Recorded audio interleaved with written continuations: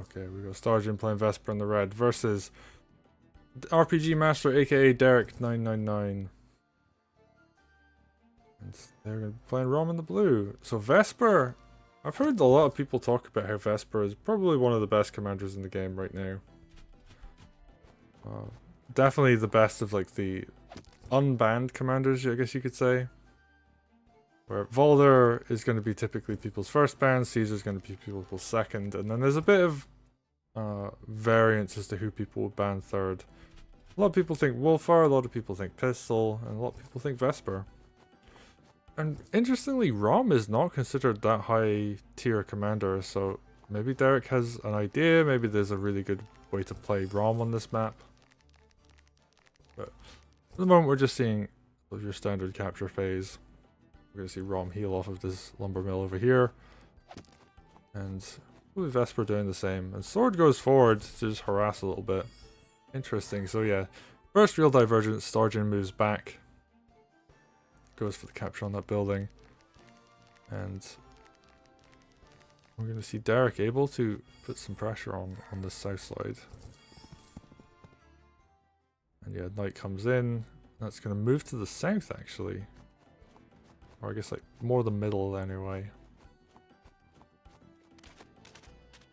And we're seeing a lot of very early sword pressure coming in forward from Derrick. So maybe they just have like more of an idea of how to play at the early stages of this map. But we are also going to see a whole bunch of sword pressure coming in from Stargen. Yeah, getting some good counter pressure here. Vesper's going to come forward, knock down this village.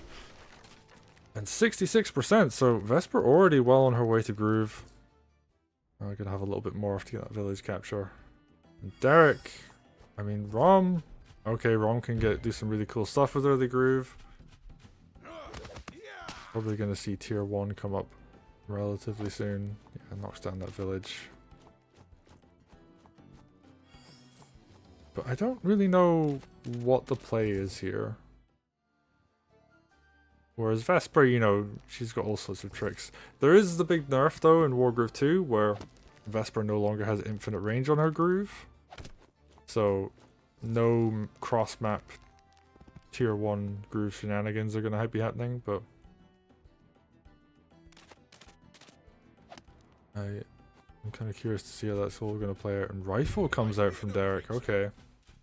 They're going to back all this up with a ton of anti-infantry pressure from range.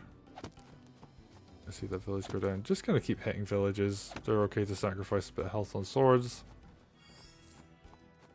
And people seem a lot more willing, I would say, now to do sort of, I guess you'd say, like unclean hits with swords on villages. Like normally you would just want to go for a direct, I'm gonna knock this village down, capture, and set up things like commander crits and or sword crits off of commander and other things, but people I think are a bit more willing to take a little bit of damage on their swords just because it opens up sword suicides onto commanders. It actually just getting the economic lead from hitting villages is like really quite nice. And just, you know, preventing damage on heavier units later on is actually really important too. You see Derrick's just going to keep putting pressure on here, relying on that rifle to kind of scare off a lot of this infantry. Like, you know, building a spear wall up on your defensive side with the barracks against your opponent's commander is like really quite powerful. So yeah, having the option to kind of break through that by using a rifle is also a very good option. Vesper taking a lot of damage that turn. But she can just walk back and heal. And there's so much like cavalry over on that side. It's going to be able to do a lot of work. Ooh, nice pickup here. Kills a couple of low cost units. Dragon gonna come forward. Yeah, Vesper's just going to walk back and heal. And honestly, I wouldn't mind just seeing this knight go forward and just slamming into one of these opposing knights. It is a knight crit. But no, we're going to set up to do knight crits up on the north. And I'm a little bit worried about Vesper. There's a lot of units down on the south side, but I think those are just not going to go for a hit on Vesper. Yeah, just going to go for trades on the army instead. Yeah, nice crit there. Rhomb going to tier 2 actually, so this is going to be a huge hit on this knight. I believe he one-shots it. No! Gets close though, and this is going to be like negligible counterattack damage. Yeah, just 1%. And yeah, is Vesper anywhere near tier 2? No. Oh, goes for the sword? Okay, I guess Vesper can get the kill. Picks that up on the knight. Oh, doesn't quite. Oh, that's really unfortunate. This very low health knight's going to be kind of annoying. And I'm really curious here. I would have thought it would be better to kill the knight with, like, Stargen's knight, but elects not to go for it. Ooh, that rifle's going to be having a fun time. Lots of juicy swords to hit. Yeah, Rhomb falls out of the groove right there. Knock down the village. Ooh, nice pickup kill. Crit will do a lot more damage than just a regular hit. Oh, suicides onto the village, I guess to just prevent some healing. I mean, if your knight's gonna go down anyway, you might as well. And suiciding onto buildings doesn't give your opponent groove. So, something important to keep in mind. Okay, and Stargen just needs to do something on the south side. What that is exactly, I'm not sure, but they're just trading into these knights a lot, and they don't really have anything to kind of win against all these knights either, so yeah. Dragon coming down will actually help quite a bit. It's just such a high knight count. And I think Derrick has like a very, very minor income advantage with this village being neutral most of the time. If we're going to reload, it's gotten some really good damage so far. Yeah, neither player really looking to break each other just yet. There's lots of small scuffles on each side, and just the timer. They're both playing these turns out in about a minute, so yeah, they're playing quick. This is going to be a relatively long game. Moonlight Meadow is a relatively longer game kind of map, so yeah, makes sense. Vesper, yeah, just sitting on almost tier 2 right now. Witch is going to come forward, try to push that dragon back. And yeah, they're just trading largely over property right now. I think Derrick has a bit of a better army. This really heavy knight count backed up by air troopers and so many mages as well. There's 4 mages, 5 mages, and a witch behind this, so that dragon is going to really struggle to get, I guess you could say, like, significant value. And I guess it's just going to come down to, can Vesper get a really nice tier 2 groove? Can she just push into something? And that's her tier 2 available now. The dragon just has to go somewhere it can't get hit.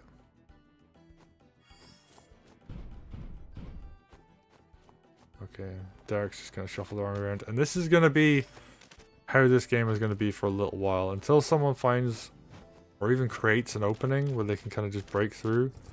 It's just going to create this giant wall of knights and other units that are hard to break. And oh, opening is found. Knight goes down.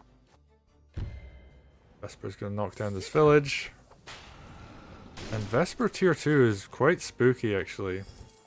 The smoke shroud and the clones. That's going to leave open the option to just be aggressive. And I don't know about not taking that village down in one hit with the knight, but there's a lot of spears behind this, so I guess the thinking is anything that does counterattack here is going to just fall. Right, rifles reshuffling.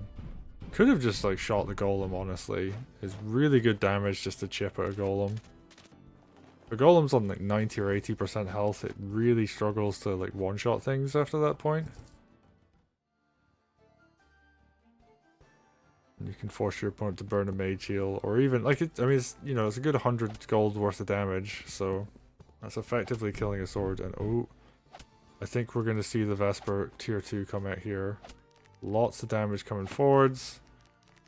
Lots of this army coming forward as well. Honestly, I wouldn't mind seeing a Witch Hex, or maybe should have just seen a Witch Hex earlier. Smoke and shadow. Alright, Smoke Shroud going to come down, cover everything there. The sisters are going to... Well, I guess like the Shadow Clones will cover those. And, oh, I mean, really would have loved to have seen a Witch Hex, honestly. Just knocking down like a whole bunch of stuff like this Knight. Dealing damage to like the Golem and Rhomb. Like that would have been really nice, but I elect not to go for it. And yeah, Stargen had a really huge turn there. Okay, one clone goes down. That's fine. They're basically there just to be tanky. They can do some extra damage, which is also really good, but primarily these clones are for being extra blockers and just being a nuisance. But Stargen now has a huge advantage in terms of how much map control they have. Really just going across the map. One clone goes forward, picks up a kill. Okay. And now Vesper's just all in, going for this huge pressure on their opponent. I think this might be a bit too far.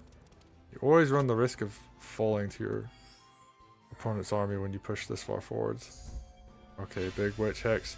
Would have loved to have seen, if there had been one last turn along with this, that would have been a lot more 20% health units. Okay, but more and more stuff just going to keep getting pushed down. Oh, the fortified doesn't go down. Lumber Mill does though.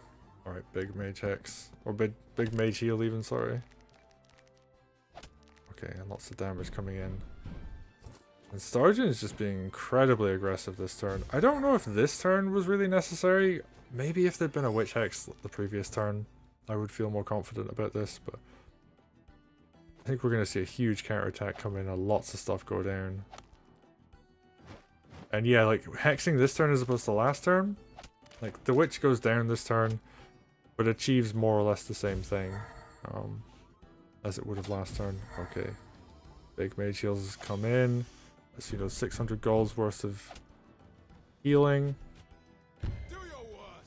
Okay, Rhomb's gonna get the counterattack, take out the dogs.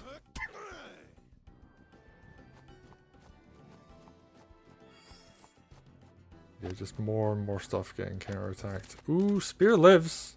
Okay, Knight comes in. Finishes it off. Alright, and what can Stargen do here? I mean, they have to keep pushing.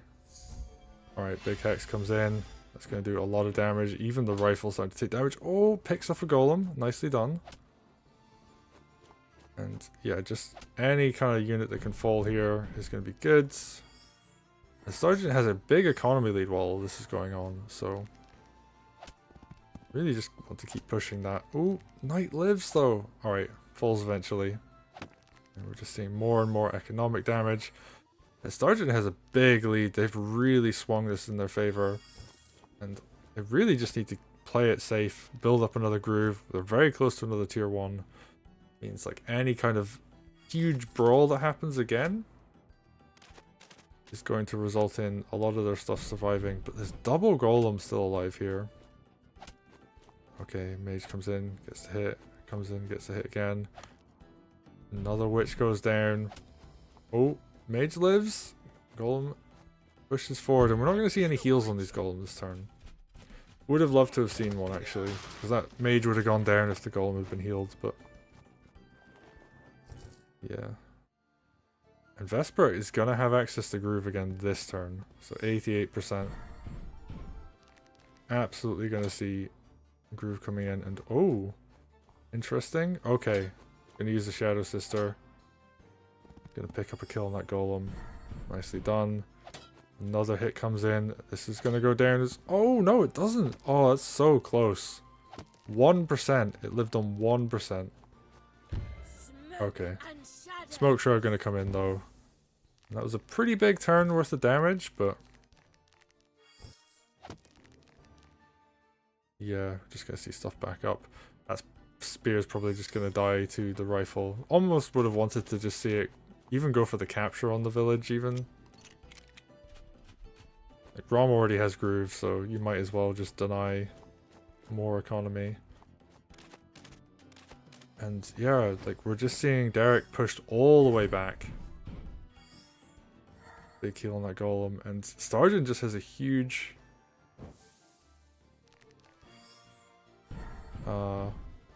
lead right now.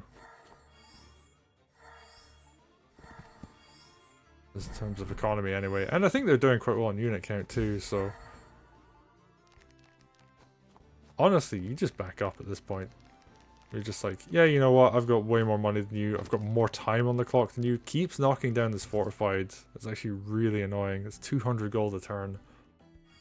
Derrick is not broke, but definitely struggling. And even things like, you know, that sword is probably going to go down. Okay, rifle. Gonna hit Vesper against the crit. That's quite big, actually. And yeah, it's just so hard to break this position in particular, but yeah, so long as you don't let Rhomb get a good opportunity with that tier 2 groove, which is really spooky. Yeah, Commander just needs to evacuate the area. Big Mage Shield comes in. Ooh, I don't know if that's far enough though. Vesper might be at risk of dying. Sword Suicide is available because she's standing next to a road. And I think there's a night crit follow-up. Oh, that forest being empty is also a huge problem. And this might be a lethal. Is Derrick going to find it? Is Derrick going to go for it as well? Decides not to. I think there was though. Sword Suicides. You've got Commander, you've got Witch, you've got Golem, you actually got Night Crit. I think it was there. Derrick just going to play it safe. And yeah, Stargen has a huge econ lead, just going to keep putting pressure on, keep doing damage. Goes for that capture. Gonna actually hit Rhomb. Bit bold if I say so. But yeah, just gonna keep running in, doing some damage. Yeah, big mage heal. Oh, that's really risky. Commander on a bridge next to a river. Oh, that's a lot of unit suicides that are going to be available. Even just having that. Oh, and there's a rifle nearby too. That's so much indirect damage. I actually am really scared that Vesper just dies this turn. And I think, yeah, you've got a Rhomb with tier 2 as well, so there's range. I think Vesper just dies. I think Stargen really just overextended this turn. And yeah, actually, ooh, even picks up the kill on that sword. Oh, that's going to open up sides. Yep. 15% right there, so we're looking at 85. You're going to have a second sword. Second sword, actually, I think can suicide here. River tiles are so deadly as far as unit suicides go, and yeah, Hex is going to come in. You've got a rifle. Yeah, Vesper, super dead. Stargen had such a massive lead, and unfortunately just overextends at the last minute. They had the lead in economy, they had a lead in, I want to say army value, but that's probably quite close. And yeah, Rhomb just going to be able to sit and do tier 2. And yeah, just gonna go for the game-winning move. And, oh, so close. Stargen has such a big lead in basically every way. The longer the game goes on, the more of an advantage Stargen has as well. So actually really no rush to push. Could have put pressure on this barracks. Could have even like started building like a treb, for example, in the back and slow wheeling that forwards. Could have built a rifle and sent it up.